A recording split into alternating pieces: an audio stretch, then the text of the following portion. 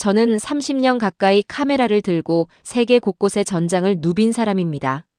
아프가니스탄, 이라크, 말리, 우크라이나 전쟁이 있는 곳이라면 어디든 갔습니다. 각국의 군대를 취재하고 병사들의 이야기를 카메라에 담아왔습니다. 저는 스스로 군사 전문 다큐멘터리 감독으로서 세상의 군대를 꿰뚫고 있다고 자부했습니다. 그런 제가 한국의 예비군 훈련장 앞에서 카메라를 내려놓았습니다. 찍는 것을 잊어버린 게 아니라 그냥 보고 싶었기 때문입니다. 지금부터 그 이야기를 들려드리겠습니다. 그 전에 잠깐 이 영상을 보시는 당신의 1초가 우리 대한민국을 세상에 더 알리는데 큰 힘이 됩니다. 좋아요 버튼 꾹 눌러주시면 감사하겠습니다. 안녕하십니까? 저는 필리프 마르탱입니다. 올해 53이 됩니다. 프랑스 리옹에서 나고 자랐습니다. 어린 시절부터 뉴스에서 흘러나오는 전쟁 영상에 유독 눈길이 갔습니다. 저 사람들은 왜 싸우는 걸까? 저 군인들은 어떤 마음으로 총을 드는 걸까? 그 질문이 저를 저널리즘의 세계로 이끌었습니다. 집에는 아버지가 모아둔 2차 세계대전 관련 책들이 있었습니다. 어린 시절 저는 그 책들을 읽으면서 전쟁이라는 게 얼마나 가까운 역사인지를 알았습니다. 프랑스는 2차 대전에서 독일에 점령당한 나라입니다. 제 할아버지 세대가 직접 경험한 일이었습니다. 그 기억이 프랑스 사람들의 DNA 어딘가에 남아 있었습니다. 파리의 한 언론학교를 졸업한 뒤 저는 처음에는 신문사 사진기자로 일했습니다. 그러다 26살에 처음으로 르완다 내전을 취재하러 갔습니다. 그곳에서 카메라를 통해 본 것들이 제 인생을 바꿔놨습니다. 사진 한 장으로는 담을 수 없는 이야기가 너무 많았습니다. 저는 영상 다큐멘터리로 방향을 틀었습니다.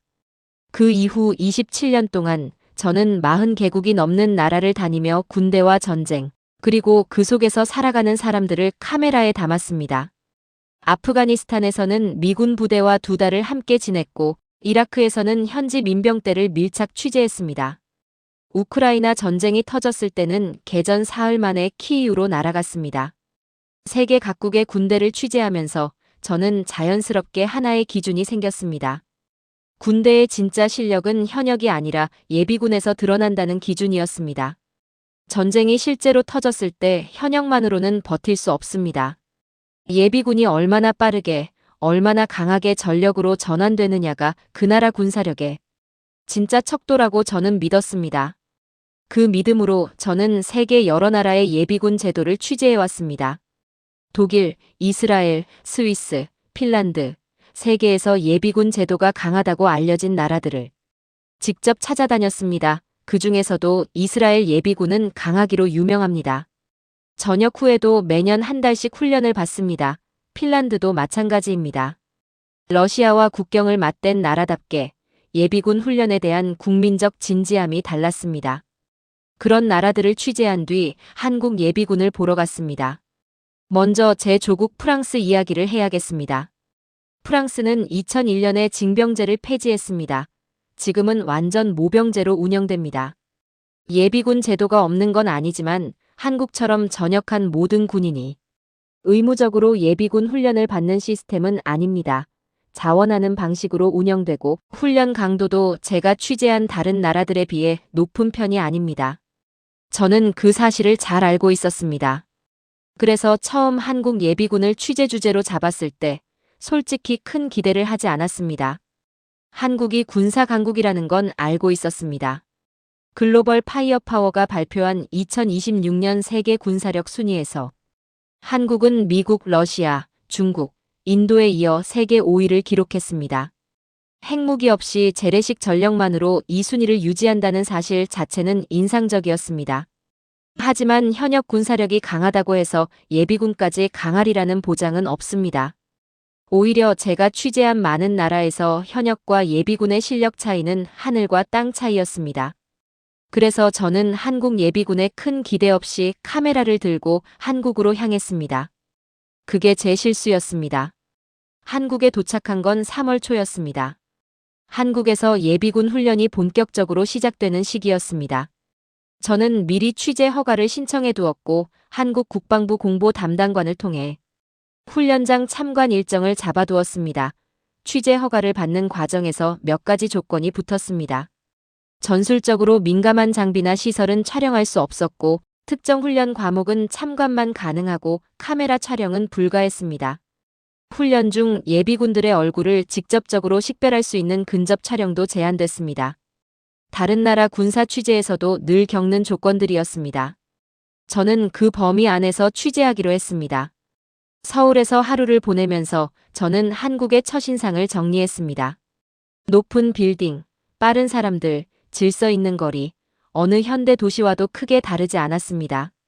그런데 한 가지가 눈에 들어왔습니다.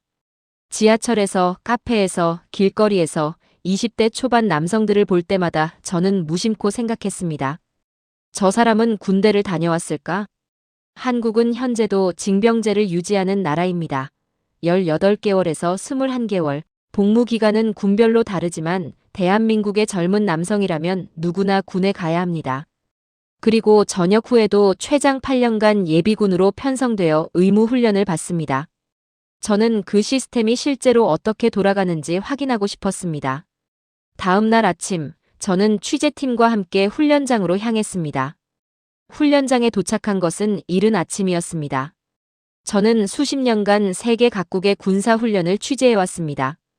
그 경험으로 훈련장의 분위기만 봐도 어느 정도 수준인지 가늠할 수 있었습니다. 예비군 훈련이라고 하면 보통 어떤 이미지일까요? 제가 취재한 여러 나라의 예비군 훈련은 대체로 비슷한 패턴이었습니다. 어수선한 집합, 느슨한 동작, 형식적인 구령. 대부분의 나라에서 예비군은 현역과 전혀 다른 분위기를 풍겼습니다. 한국 예비군 훈련장도 그럴 거라고 생각했습니다. 훈련장 입구에서 예비군들이 집합하는 모습을 카메라에 담기 시작했습니다. 그런데 처음부터 뭔가 달랐습니다. 예비군들이 도착하면서 자연스럽게 대열을 맞추기 시작했습니다. 누가 지시하지 않아도 익숙한 동작이었습니다. 군복을 착용하고 장비를 수령하는 과정이 빠르고 정확했습니다. 서로 모르는 사람들이 모인 것 같았는데 움직임에 군더더기가 없었습니다. 저는 통역을 맡아준 한국인 코디네이터 이준혁 씨에게 물었습니다. 준혁 씨는 대학에서 불어불문학을 전공하고 프리랜서 통역으로 일하는 사람으로 이번 취재를 위해 섭외한 분이었습니다. 한국에서 나고 자랐고 본인도 예비군을 막 마친 참이었습니다. 저 사람들 오늘 처음 만나는 거 맞죠? 준혁 씨가 고개를 끄덕였습니다. 대부분은 서로 모르는 사람들이에요. 거주지 기준으로 배정되거든요. 저는 그 말을 듣고 카메라를 다시 들여다봤습니다. 처음 만난 사람들끼리. 이렇게 빠르게 팀을 이루는 모습은 아무 군데나 볼 수 있는 게 아니었습니다. 훈련이 시작됐습니다. 참관구역은 훈련장 외곽에 마련돼 있었습니다. 펜스 너머로 훈련 현장이 내려다 보이는 위치였습니다. 국방부 공보 담당관이 동행해서 촬영 가능한 범위를 안내해줬습니다. 훈련 내용 자체는 볼 수 있었지만 특정 장비와 전술 배치는 촬영 제한 구역이었습니다. 저는 그 안에서 최대한 많은 것을 담으려 했습니다. 저와 함께 그 자리에는 다른 취재진도 있었습니다. 독일 공영방송에서 온 기자 토마스 슈미트였습니다. 48살의 베테랑 기자로 저처럼 세계 각국의 군사훈련을 취재해온 사람이었습니다. 우리는 훈련이 시작되기 전 잠깐 인사를 나눴습니다. 한국 예비군 취재는 처음입니까? 토마스가 고개를 끄덕였습니다. 처음이에요. 독일도 2011년에 징병제 폐지했으니까 솔직히 어떤 수준일지 잘 모르겠어요. 저도 같은 마음이었습니다.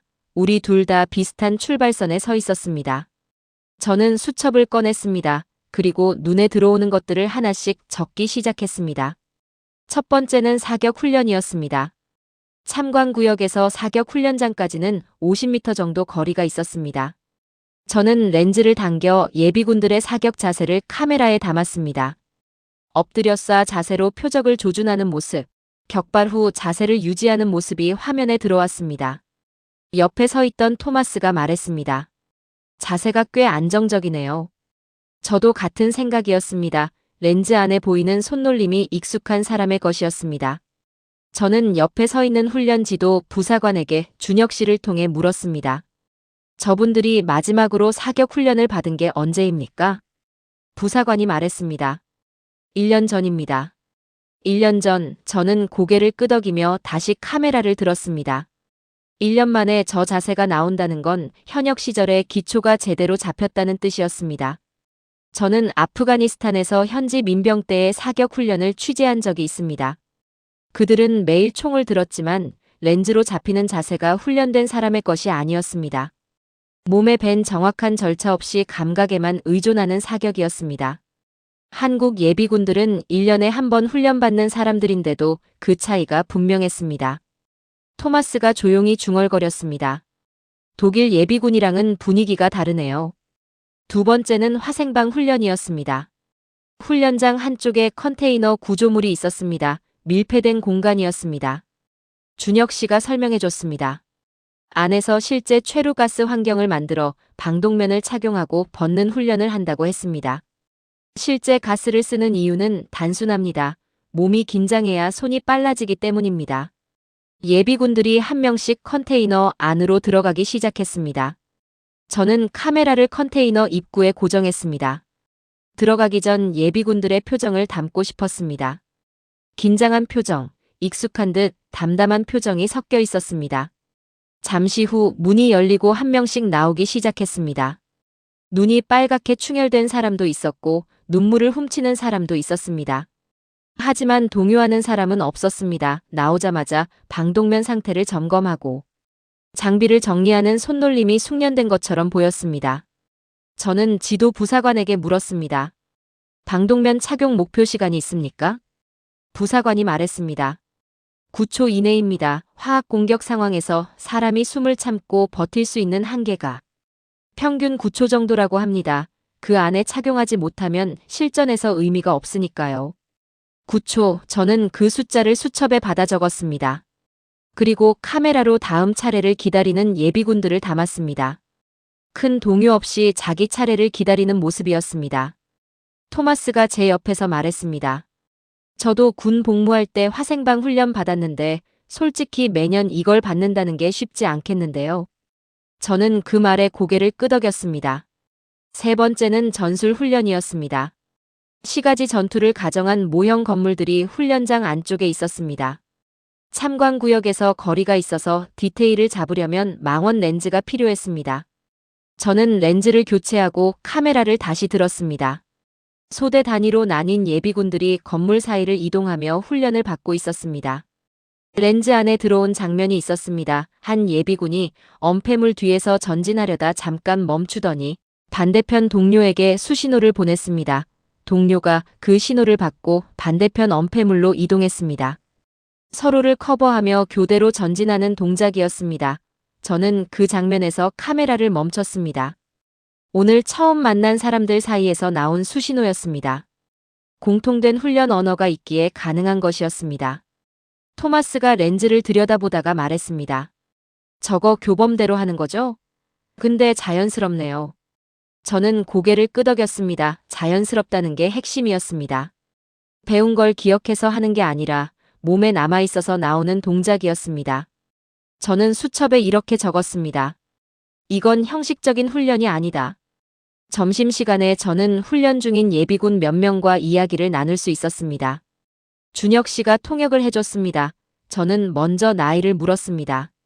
30대 초반부터 30대 후반까지 다양했습니다. 직업도 각양각색이었습니다. 회사원, 자영업자, 교사. 어제까지 완전히 다른 삶을 살던 사람들이 오늘 같은 군복을 입고 있었습니다. 저는 한 예비군에게 물었습니다. 35살의 직장인이라고 했습니다. 훈련이 힘들지 않습니까? 그가 웃으면서 대답했습니다. 힘들죠. 근데 어떻게 해야 하는 건데? 저는 그 대답이 인상적이었습니다. 저는 세계 여러 나라의 군인들과 이야기를 나눠봤습니다. 많은 나라에서 의무훈련은 불만의 대상이었습니다. 피하고 싶은 것, 빨리 끝내고 싶은 것 그런데 이 사람의 대답에는 불만이 없었습니다. 피곤하다는 건 있었지만 해야 하는 것으로 받아들이고 있었습니다. 또 다른 예비군에게 물었습니다. 37살, 중학교 체육교사라고 했습니다. 전역하고 몇 년이 지났습니까? 8년 됐어요. 올해가 마지막 예비군 훈련이에요.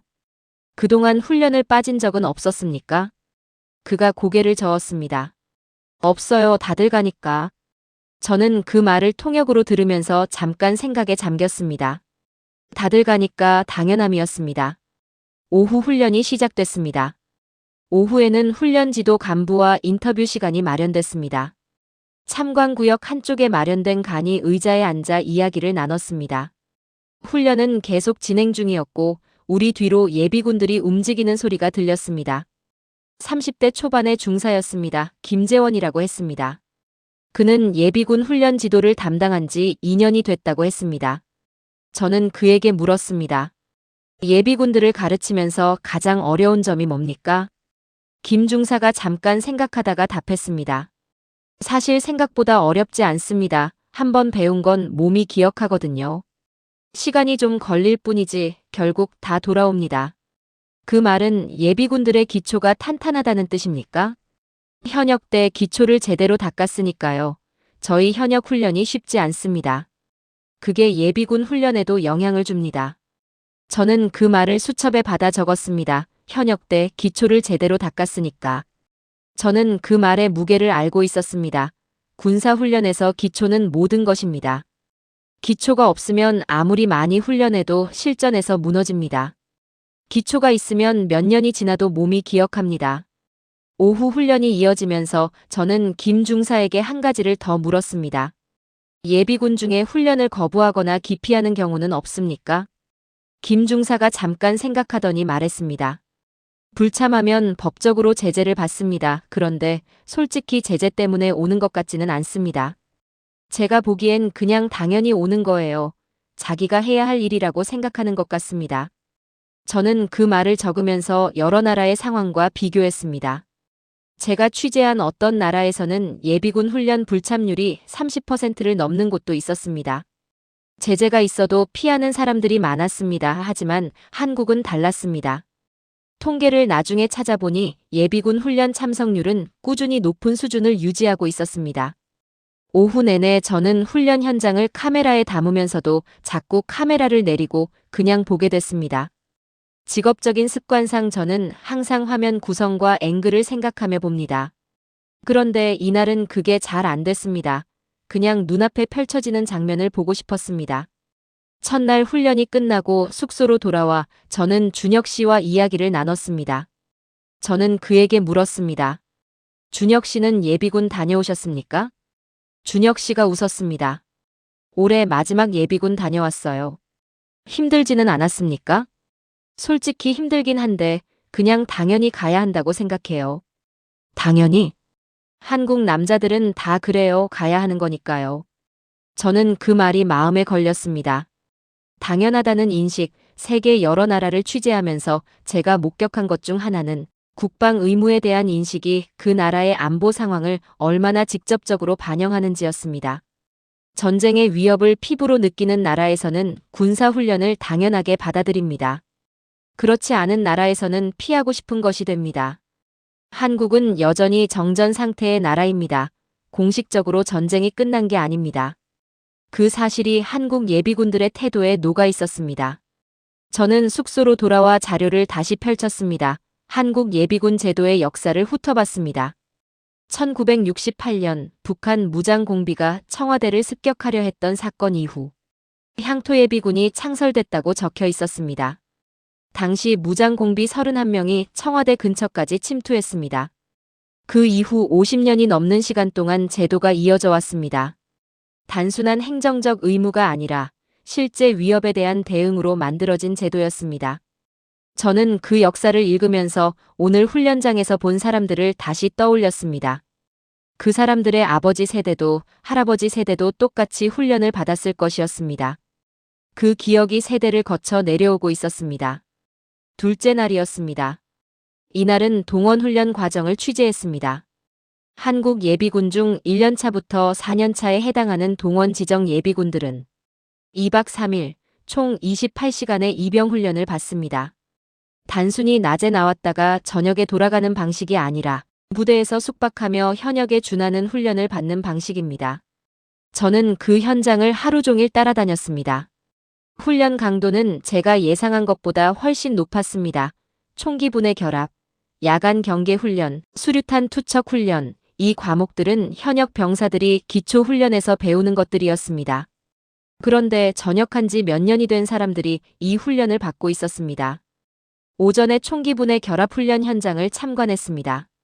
수류탄 투척 훈련은 안전구역 밖에서 참관만 허용됐고 촬영은 제한됐습니다. 저는 참관구역에서 렌즈를 당겨 총기를 다루는 손동작을 담았습니다. 익숙한 손이었습니다. 총을 꺼내고 분해하고 다시 결합하는 순서가 막히지 않았습니다. 전역한 지 3년, 4년이 된 사람들의 손이 그랬습니다. 반복된 훈련이 근육에 새겨진다는 건 취재를 통해 알고 있었지만 눈앞에서 보는 건 다른 일이었습니다. 저는 우크라이나 전쟁 취재 당시를 떠올렸습니다. 전쟁이 터진 직후 우크라이나는 예비군을 소집했습니다. 하지만 체계적인 예비군 훈련이 충분하지 않았던 탓에 소집된 인원들이 즉시 전력으로 전환되기까지 상당한 시간이 걸렸습니다. 한국 예비군 훈련을 보면서 저는 그 차이를 생각했습니다. 한국은 매년 수백만 명이 넘는 예비군을 훈련시킵니다. 1년에 한 번이지만 그 훈련이 전역 후 8년간 이어집니다. 몸이 기억을 유지하도록 하는 시스템이었습니다. 저는 이스라엘 예비군 취재를 떠올렸습니다. 이스라엘은 예비군 훈련 강도로 세계적으로 유명합니다.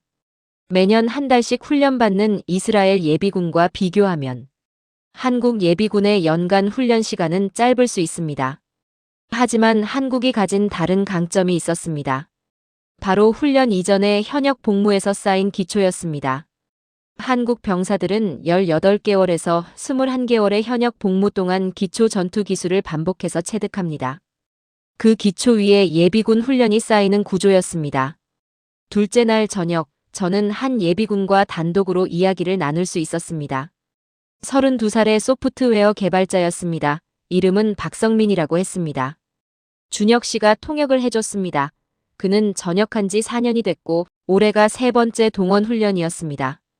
저는 먼저 물었습니다. 훈련을 받으면서 어떤 생각이 드십니까? 성민 씨가 잠깐 생각하다가 말했습니다. 솔직히 처음엔 귀찮죠. 회사 일도 있고 개인 약속도 미뤄야 하고. 근데 훈련장에 오면 달라져요. 같이 훈련받는 사람들 보면서 아, 나만 이러는 게 아니구나 싶기도 하고. 두렵다는 생각은 없습니까?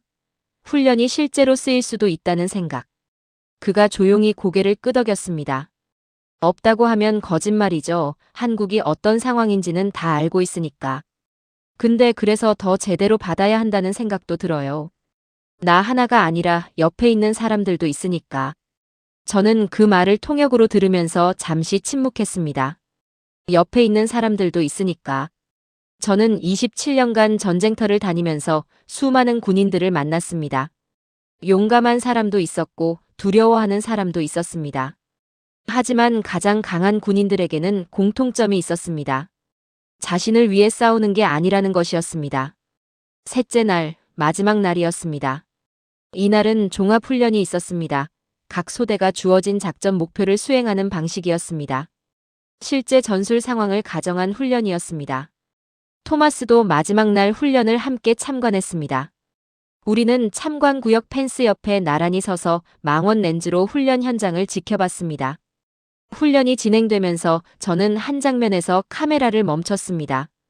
렌즈 안에서 한 예비군이 건물 모퉁이에 붙어 엄폐하고 있었습니다. 그러더니 반대편 동료 쪽으로 짧은 수신호를 보냈습니다. 동료가 그 신호를 받고 반대편 엄폐물로 빠르게 이동했습니다. 두 사람이 교대로 서로를 커버하며 전진하는 동작이었습니다. 저는 준혁 씨에게 물었습니다. 저 두 사람 서로 아는 사이입니까? 준혁 씨가 확인해 보더니 말했습니다. 오늘 처음 만난 사람들이에요. 저는 렌즈에서 눈을 뗐습니다. 오늘 처음 만난 사람들이 저 수신호를 주고받았다는 것. 공통된 훈련 언어가 있기에 가능한 일이었습니다. 토마스가 옆에서 조용히 말했습니다. 현역이랑 같이 훈련해도 이상하지 않겠는데요. 저는 그 말에 아무 대답도 하지 않았습니다. 대답할 필요가 없었습니다.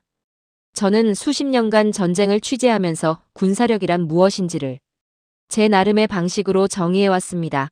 장비의 수준, 훈련의 강도, 지휘 체계의 정밀함. 그것들이 군사력을 결정한다고 생각했습니다.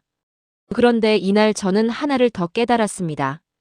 군사력의 진짜 토대는 개개인이 몸에 새긴 훈련의 기억이라는 것을, 그리고 그 기억을 유지시키는 시스템이 얼마나 중요한지를. 훈련이 끝났습니다. 예비군들이 장비를 반납하고 민간인으로 돌아가는 장면을 카메라에 담았습니다. 토마스도 옆에서 카메라를 돌리고 있었습니다. 장비 반납이 끝나고 나서 토마스와 저는 잠깐 이야기를 나눴습니다. 어떠셨어요? 제가 먼저 물었습니다. 토마스가 잠시 생각하다가 말했습니다. 솔직히 예상보다 훨씬 잘 돼 있어요. 독일도 예비군 제도 강화 이야기가 계속 나오는데 한국처럼 하려면 갈 길이 멀겠다 싶네요. 독일도 다시 징병제 논의가 있다고 들었습니다. 네, 우크라이나 전쟁 이후로 분위기가 많이 바뀌었어요. 근데 제도를 만드는 것보다 이 사람들처럼 당연하게 받아들이는 문화가 생기는 게 훨씬 어려운 일이잖아요. 저는 그 말을 듣고 수첩에 한 줄을 더 적었습니다. 제도보다 문화가 먼저다. 수첩을 덮으면서 다시 훈련장 쪽을 바라봤습니다. 군복을 벗고 자신의 옷으로 갈아입은 사람들이 보였습니다. 방금 전까지 총을 들고 전술 훈련을 하던 사람들이 다시 직장인으로, 교사로, 아빠로 돌아가고 있었습니다. 저는 그 순간이 가장 인상적이었습니다. 군인과 민간인, 전쟁과 일상, 그 경계를 이 사람들은 매우 자연스럽게 넘나들고 있었습니다. 그게 훈련된 국민의 모습이었습니다. 박성민 씨가 저에게 다가와 인사를 했습니다. 취재하시느라 고생하셨습니다. 저는 웃으면서 말했습니다. 고생한 건 당신들 아닙니까? 성민 씨가 어깨를 으쓱하며 말했습니다.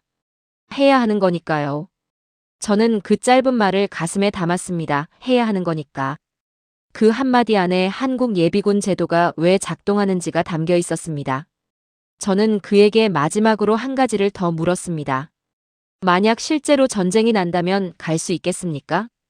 성민 씨가 잠깐 침묵했습니다. 그리고 말했습니다. 무섭지만 가야죠. 안 가면 안 되잖아요. 저는 그 대답에서 인터뷰를 마쳤습니다. 더 물을 게 없었습니다.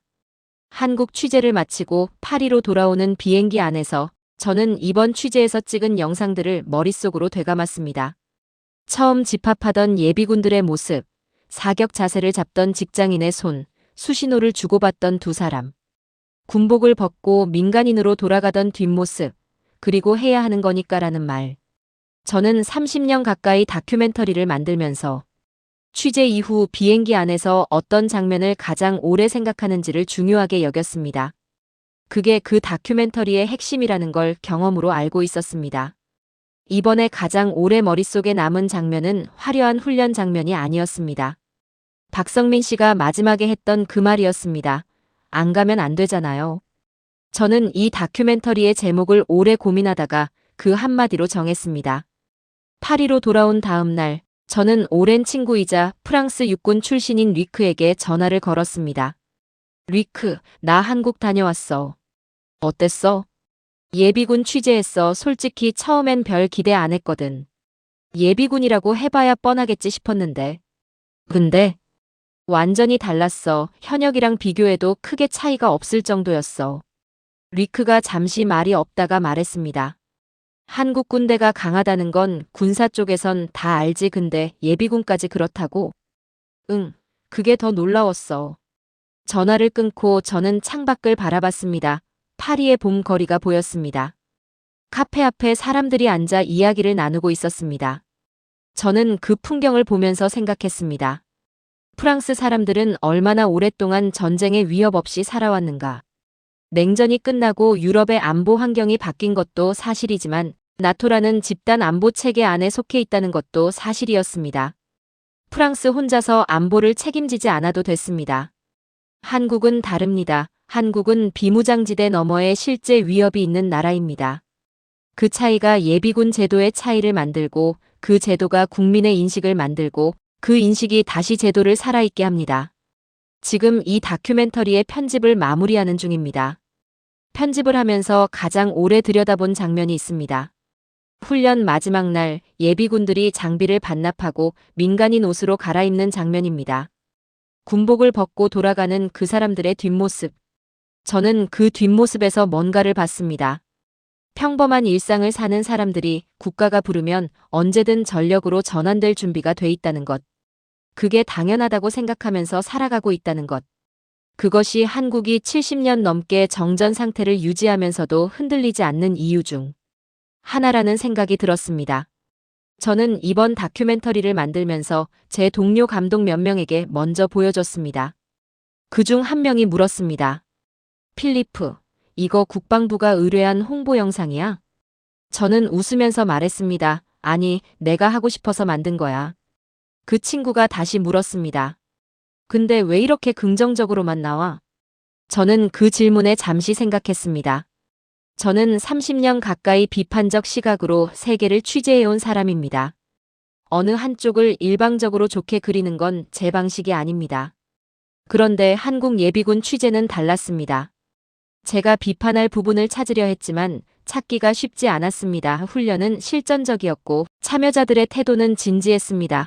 저는 저널리스트로서 팩트를 담았을 뿐입니다. 저는 27년 동안 세계의 전쟁을 취재해왔습니다. 그리고 하나를 배웠습니다. 전쟁을 막는 가장 강력한 힘은 무기의 숫자가 아니라 싸울 준비가 된 사람들의 숫자라는 것을요. 한국에는 그 사람들이 있었습니다. 회사원 옷을 입고 있지만 군복도 입을 수 있는 사람들이. 여러분, 오늘 이 이야기를 들으시면서 어떤 생각이 드셨습니까?